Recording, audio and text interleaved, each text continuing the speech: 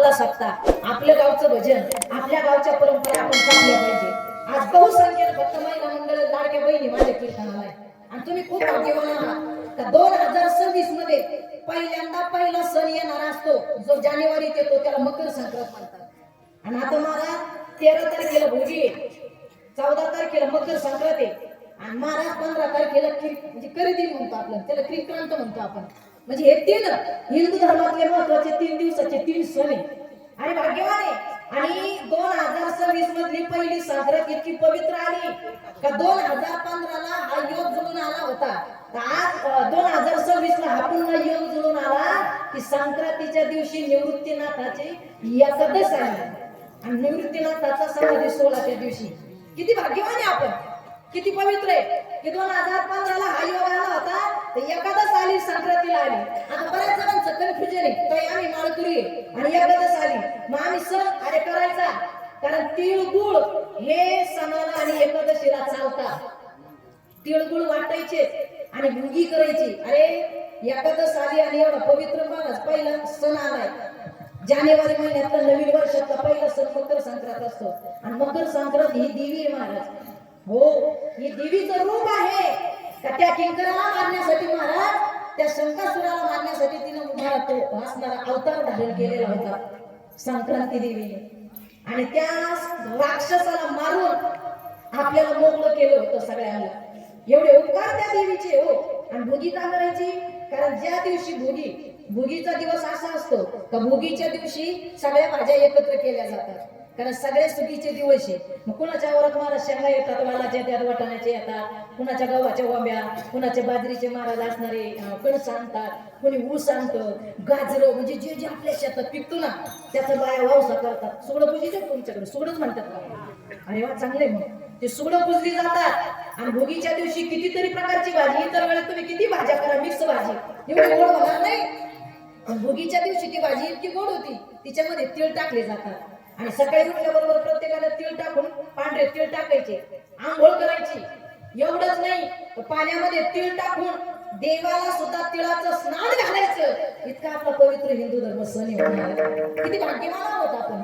आणि ती भोगीची भाजी तुम्ही इतर वेळेस करा महाराज, ती भाजी इतर भोगीच्या दिवशी जी भाजी केली जाते नाही गोड लागणार, पण जो खाईल भोगी तो राहील आयुष्यभर निरोगी. एवढी त्या भोगीच्या भाजी ती भाजी. आणि त्याच दिवशी तिळाची भाकरी केली जाते, बाजरीची भाकर. त्या बाजरीच्या भाकरीला तीळ लावले जातात. आणि ती भोगीची भाजी त्या भाकरीवर देवाला नैवेद्य वाहिलं जातं. आणि भोगीची भाजीची ताकद इतकी तुम्हाला काय सांगू.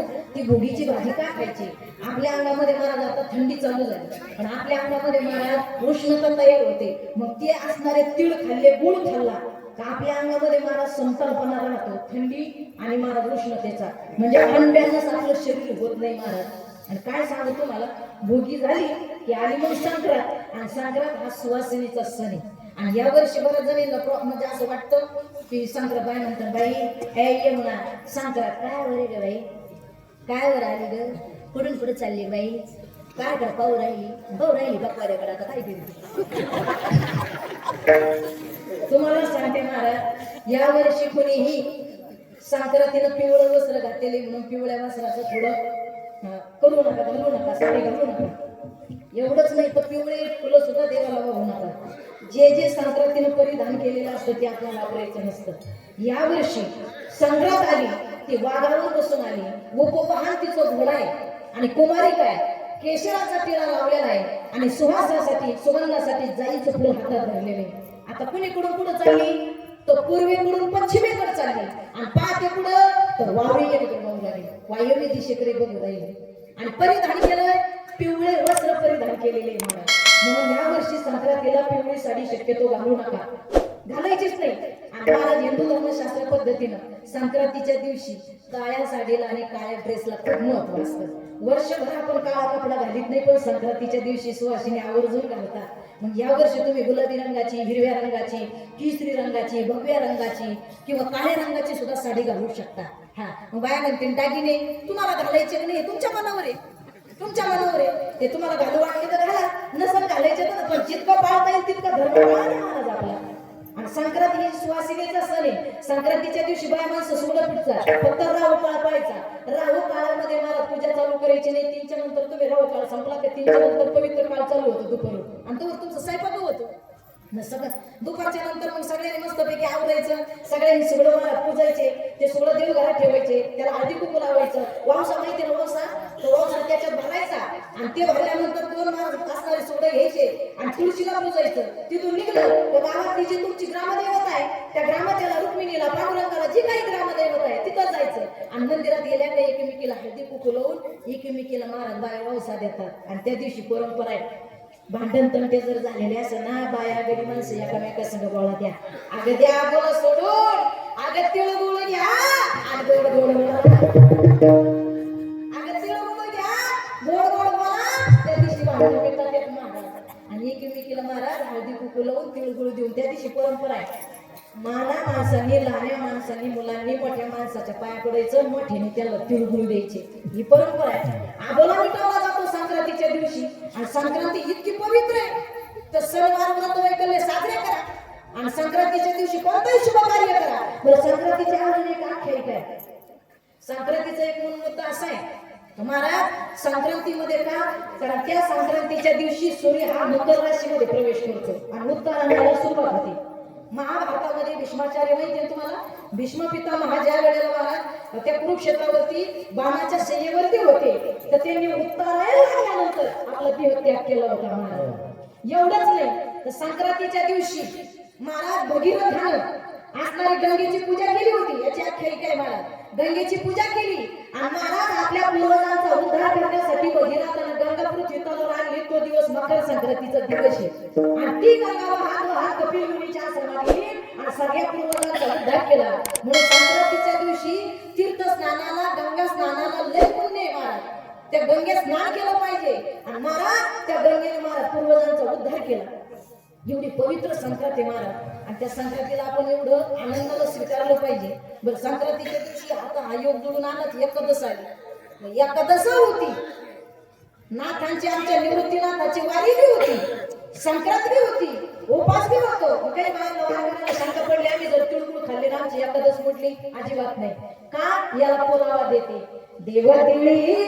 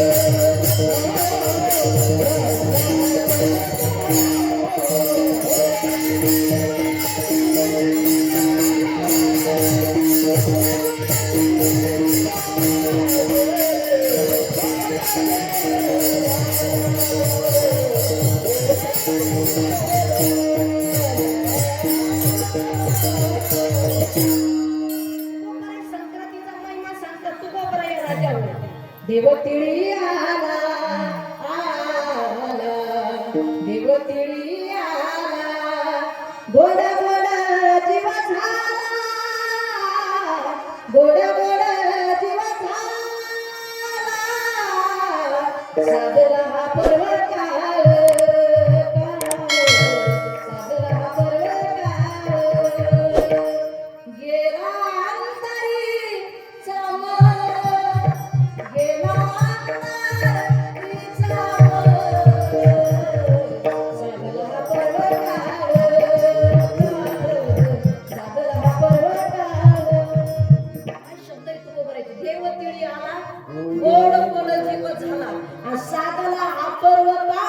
गेला अंतरी चम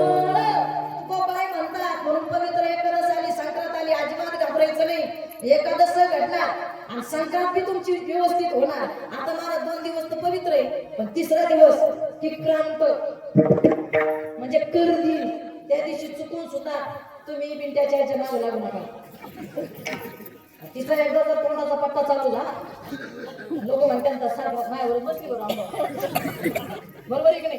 शक्यतो किरणांच्या दिवशी पुण्य करायचं नाही, म्हणजे पुण्याचं काम म्हणजे आपल्याला जे शुभ काम असतं ते करायचं नाही. कोणतं काम करायचं नाही, मग चांगलं जे शुभ काम करायचं ते करायचं नाही.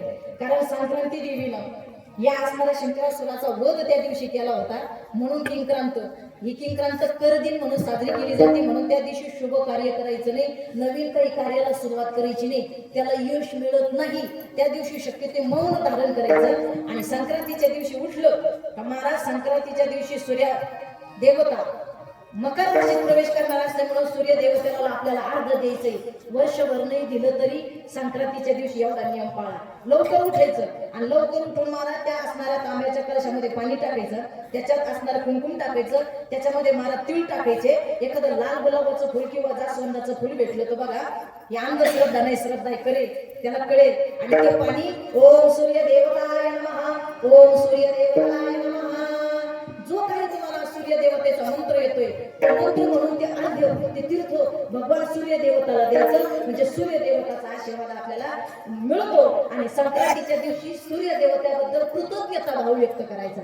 आणि योगायोग आलाय, यावर्षी एकादश आली आणि संक्रांत आली ना, जेवढं जप करता येईल ना, ओम नमो भगवते वासुदेवाय, ओम नमो भगवते वासुदेवाय, ओम नमो भगवते वासुदेवाय, ओम नमो भगवते वासुदेवाय. जसं जमून तसं जप करा, पण करा, काळाची गरज आहे आणि हे इथंच करता येते, बाकीच्या ते हात नाही.